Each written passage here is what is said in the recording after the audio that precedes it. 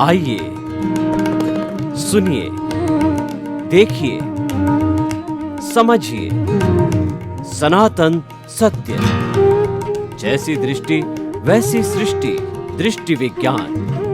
कुदरत, कुदरती रचना एवं कुदरत के कानून से शाश्वत सुख की प्राप्ति। जोधपुर के परम पूज्य महात्मा उपासक प्रोफेसर डॉक्टर सोहन राज तातेड़ के निर्देशन में सनातन सत्य। जैसी दृष्टि वैसी सृष्टि, दृष्टि विज्ञान।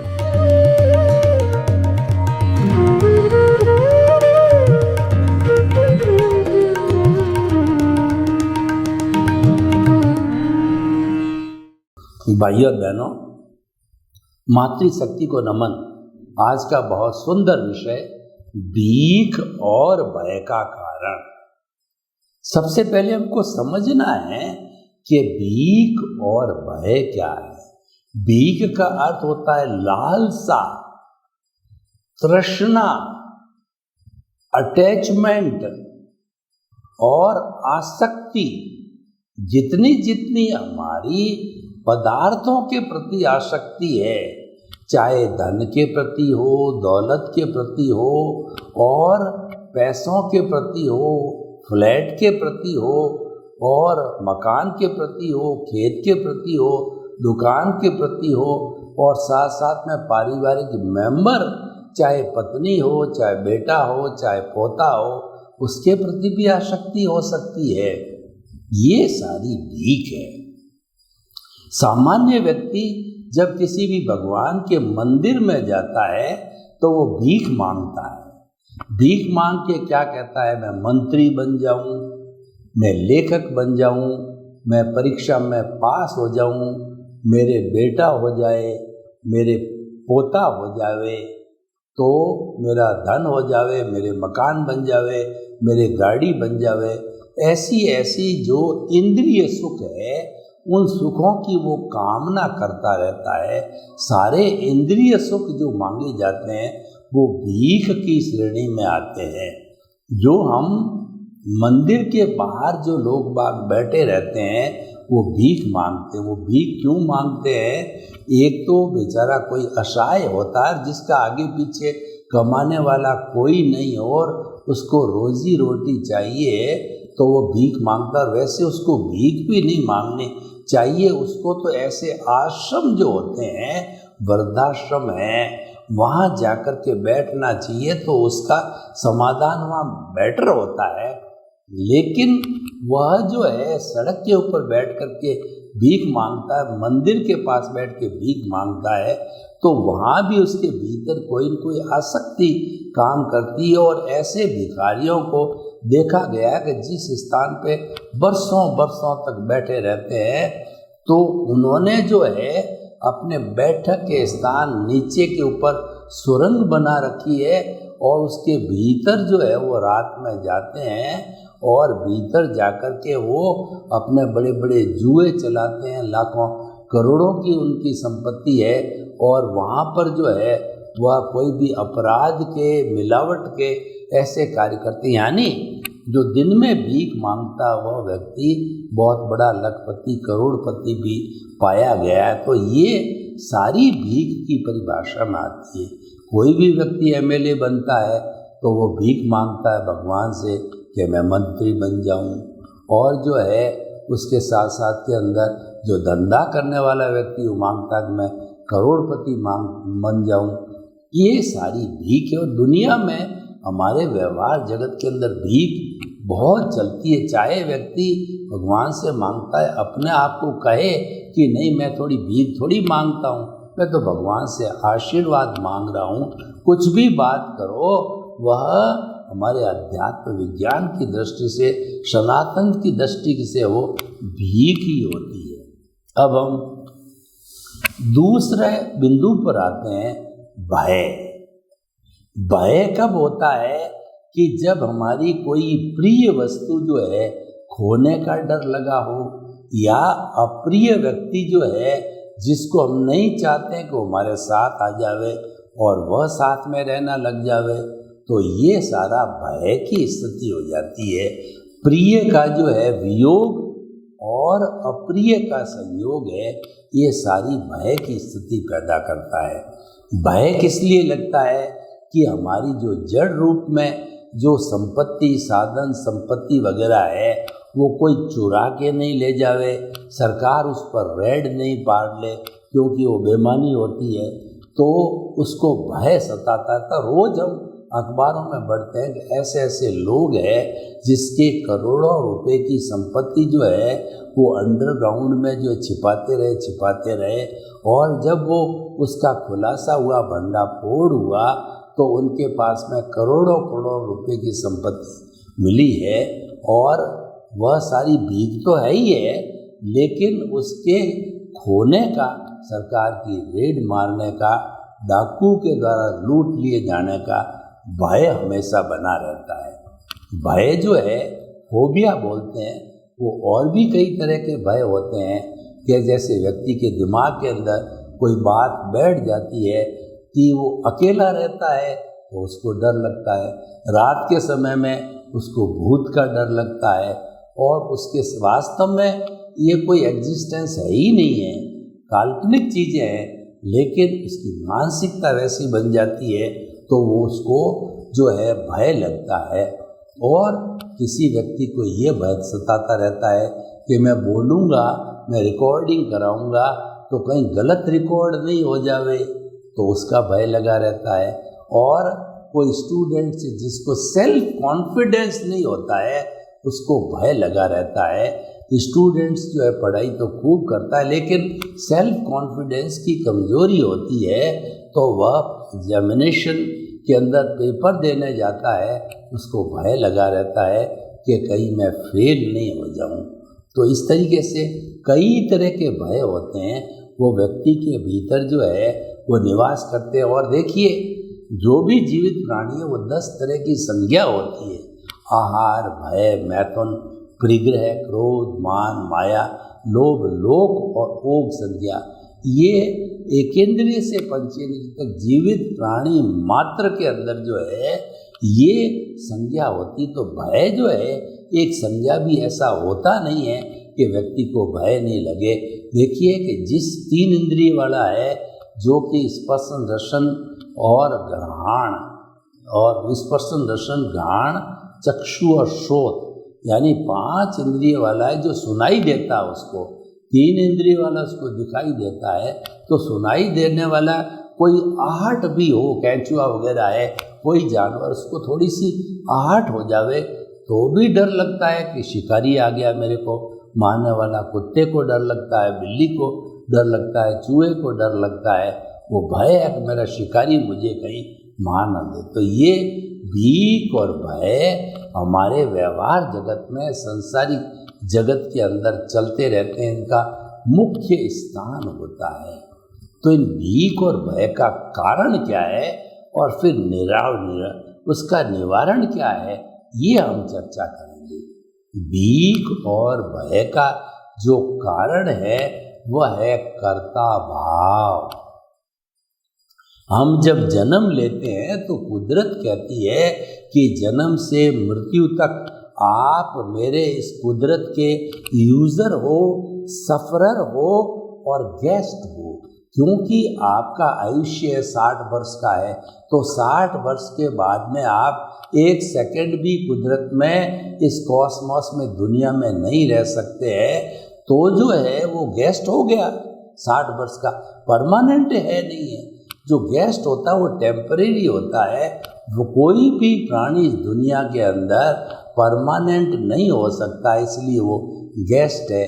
अब दूसरा देखिए कि गेस्ट के साथ साथ में सफरर कैसे हुआ कि हर प्राणी जो पिछले जन्म से जो है अपने स्क्रिप्ट लिख के लाता है, या जैसे जैसे भाव डाल के लाता है, तो उस भाव के अनुरूप जो है इस जन्म के अंदर द्रव्य कर्म बनते हैं।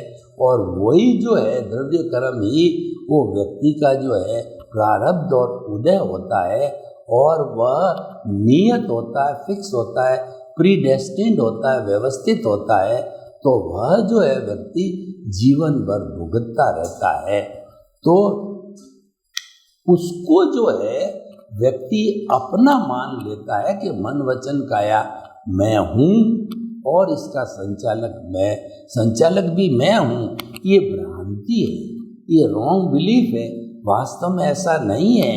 अध्यात्म विज्ञान के अनुसार ये मन वचन काया भी कुदरत के हैं और इसका क्रिएटर, ऑपरेटर और डिस्ट्रॉयर भी कुदरत है। इसको भोजन पानी हवा भी कुदरत देती है। इसके जितने भीतर सिस्टम है वही कुदरत चलाती है। इसकी बीमारी भी कुदरत ठीक करती है। इसको भोजन भी कुदरत देती है। इसको बड़ा भी कुदरत करती है। वो 5 जो मुख्य सब्सटेंस है कि जो कि हमारा पृथ्वी, जल, अग्नि, वायु और आकाश, उसके द्वारा ही समस्त जीवित प्राणियों का जो है भरण पोषण संचालन वगैरह है, कुदरत वो इन 5 तत्वों के द्वारा करते हैं। और जीव मरते हैं तो ये 5 ही तत्वों में पुनः विलीन हो जाते हैं। इसीलिए इस कुदरत की पूरी एनर्जी कभी भी एक जो है तोला मात्र भी कम नहीं होती है। इसीलिए जो आइंस्टीन ने एक थ्योरी दी, E=mc², कैपिटल E का मतलब होता है पूरे ब्रह्मांड, पूरे कुदरत की एनर्जी, वह m का मतलब है पूरे ब्रह्मांड की मास और c² कांस्टेंट है। यानी जो है ये भूत, भविष्य, वर्तमान आदि अनादि काल से ये कुदरत की एक भी चीज़ जो है ना, उसको एनर्जी है, वो रत्ती भर भी न बदलती है और न घटती है, और न घटती है न कम बढ़ती है। सिर्फ कन्वर्शन होता है, बदलती है। ठोस द्रव में बदल जाता है, द्रव गैस में बदल जाता है, और गैस जो वाइब्रेशन में बदल जाती है। और वो वाइब्रेशन जो आज मैं बोल रहा हूँ, इसका वीडियो बन करके ऑडियो के साथ में यूट्यूब के अंदर, ब्लॉगर, ट्विटर, इंस्टाग्राम और व्हाट्सएप वगैरह सब में जो ये फैल जाता है। तो इसीलिए जो है ये सारा कुदरत जो है करने वाली होती है।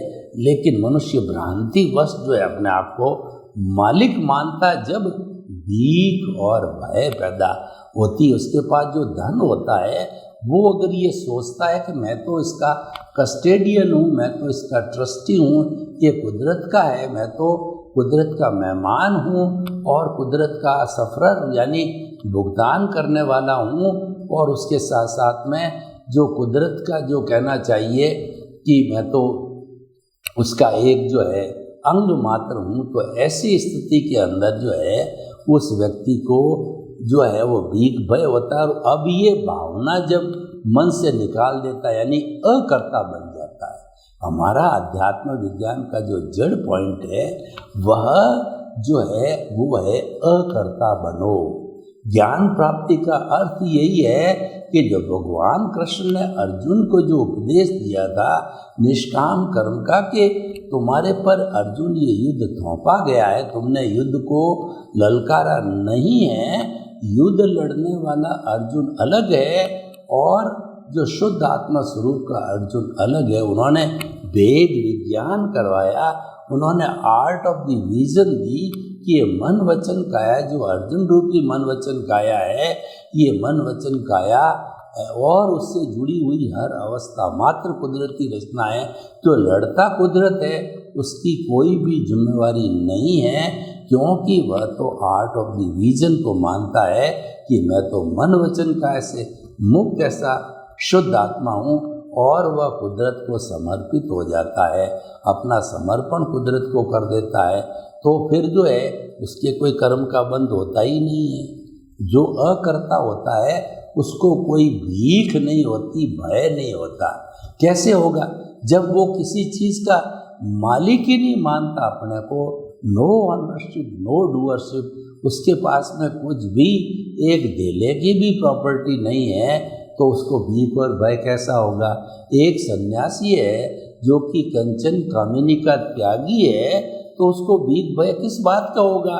क्योंकि उसके पास तो न तो कंचन है और न कामिनी है, तो उसको भीख और भय लगने का प्रश्न ही नहीं है। तो इसीलिए भीख और भय जो ये होता है, ये सारा होने का जो मुख्य कारण है वो हमारा कारण जो है कर्ता भाव है। तो इसलिए भीख और भय को मिटाना चाहते हो, आप अकर्ता बन जाओ और अपने आप को कुदरत का यूज़र और कुदरत का गेस्ट और कुदरत का सफरर मानो, यानी कुदरत को समर्पित हो जाओ। सच्चा समर्पण ही, कुदरत को समर्पण ही सच्चा समर्पण है।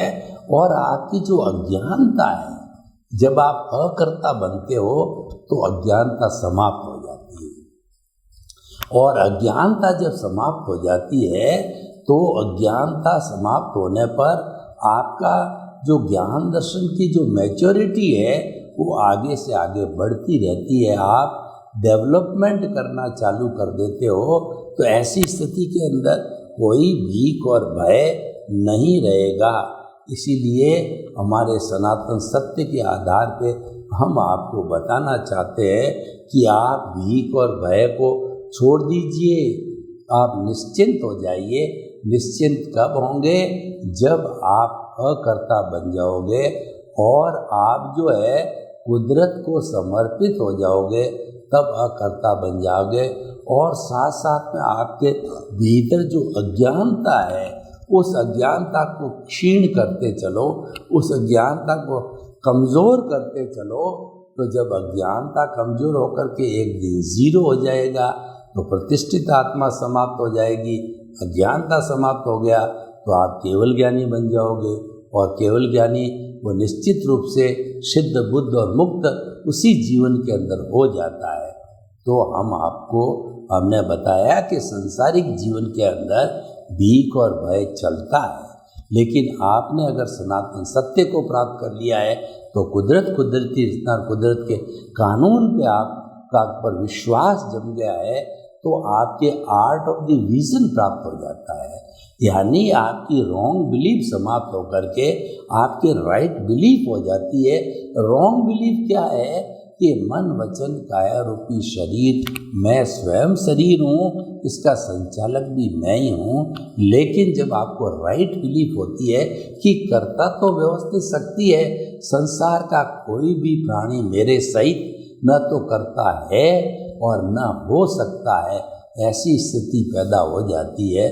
तो ऐसी स्थिति पैदा होने के बाद के अंदर तो भीख और भय ऑटोमेटिकली समाप्त हो जाते हैं और व्यक्ति जो है अपना सम्यक ज्ञान, सम्यक दर्शन का जो है आर्ट ऑफ द विजन के माध्यम से जो है उसका फुल्ली डेवलपमेंट करता रहता है। उसकी कोई अड़चन नहीं, उसके भीतर जो अज्ञानता के बीज है वो समाप्त हो गए और आर्ट ऑफ द विजन के बीच में जो भीख और भय था वो भी समाप्त हो गया।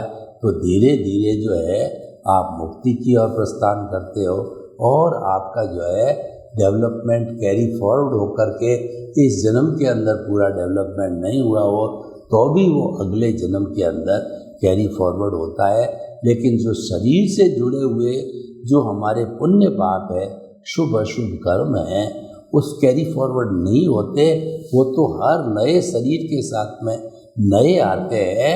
पुराना जो शरीर छोड़ गया वो खत्म हो गया क्योंकि शरीर से जुड़े हुए हैं।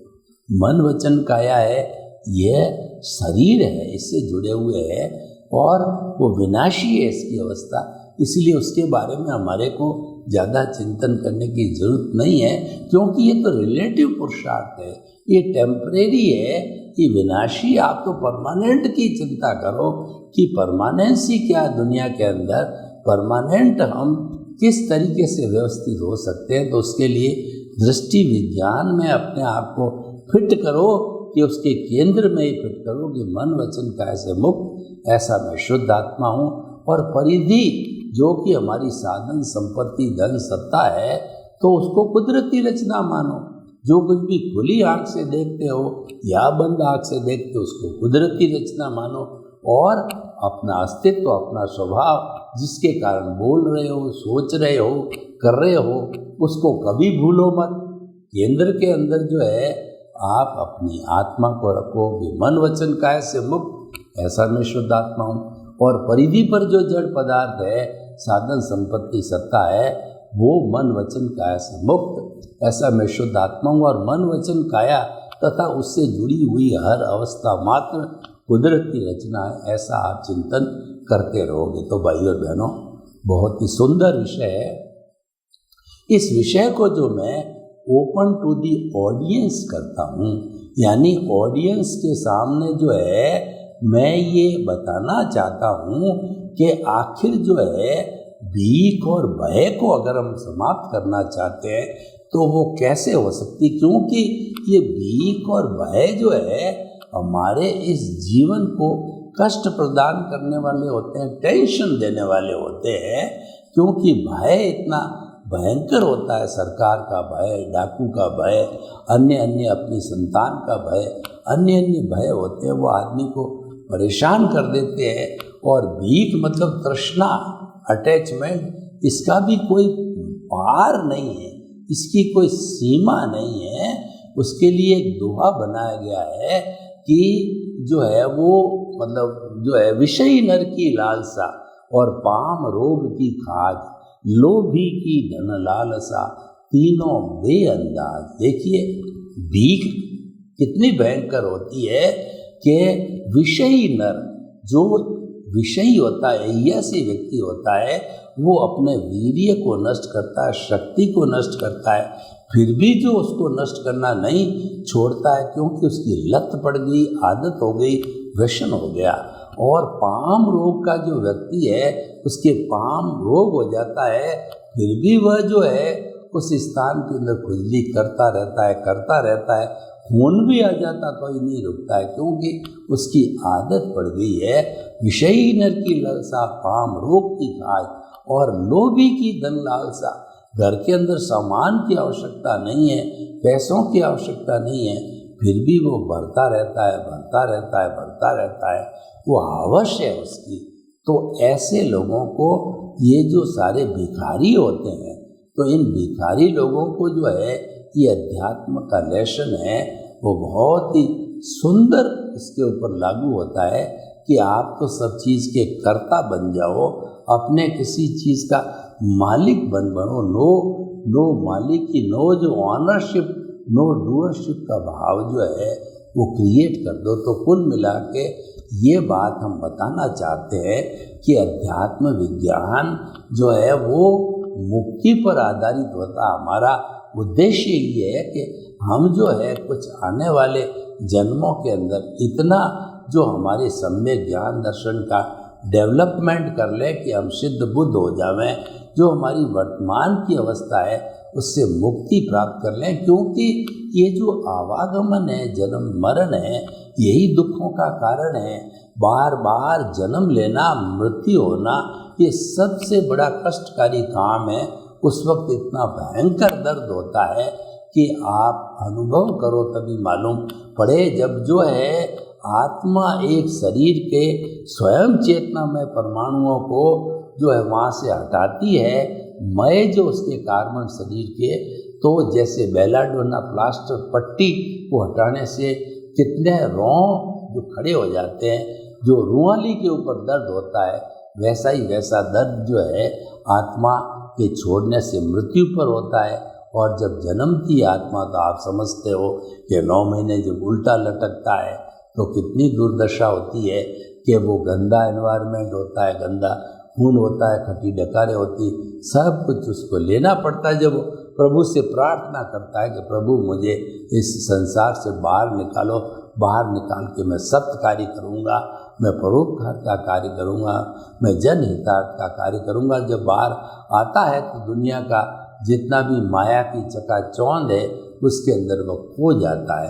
तो भाई और बहनों, आज का जैसा हमारा विषय है उसकी हमने समीक्षा करें कि भीख और भय जो है ये जीवन में नहीं होने चाहिए, और इसके होने का जो मेन कारण है वो व्यक्ति की आवश होती है, व्यक्ति की तृष्णा लालसा होती है, उसी कारण से ये अवश्य पैदा होती है। ऐसा कहा जाता है एक व्यक्ति को दुनिया भर की संपत्ति दे दी जाए तभी वो सेटिस्फाइड नहीं होता है, तो अल्टीमेटली तो उसको अपने हार्ट ऑफ रीजन को समझाना पड़ेगा कि गोधन गज धन बाजी धन और रतन धन खान, जब आवे संतोष धन सब धन धूरी समान।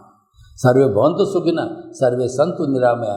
लोक के सब जीवों को सुख मिले, शांति मिले, आनंद मिले, प्रेम मिले, सौहार्द मिले और आपके प्रति मंगल भावना। ओम शांति।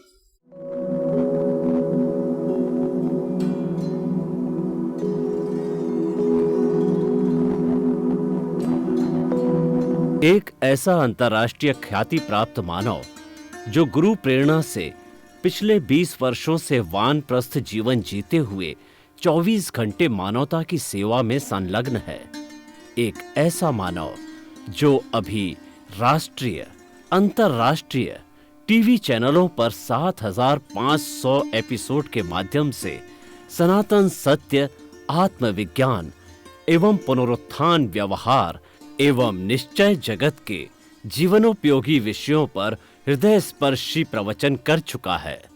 उस मानव का नाम है महात्मा उपासक प्रोफेसर डॉक्टर सोहन राज तातेड़।